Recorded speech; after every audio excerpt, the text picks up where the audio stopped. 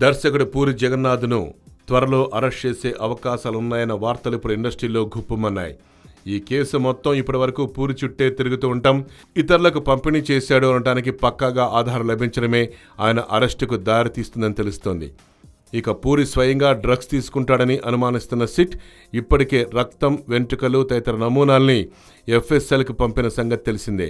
FSL నివేదికలో puri drugs వాడుతున్నట్టు వెల్లడైతే ఈ కేసులో అది బలమైన సాక్ష్యంగా మారుతుందని సిట్ భావిస్తోంది.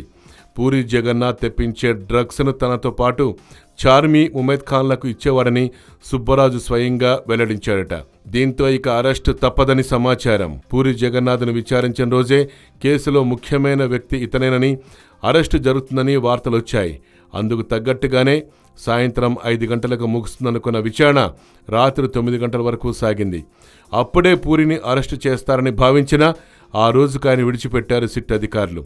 తాము కేవలం ఎఫ్ఎస్ఎల్ నివేదిక కోసమే ఎదురు చూస్తున్నామని, ఆ నివేదిక రాగానే సినీ ప్రముఖుల అరెస్టు జరుగుతుందని ఇప్పుడు జోరుగా ప్రచారం సాగుతోంది.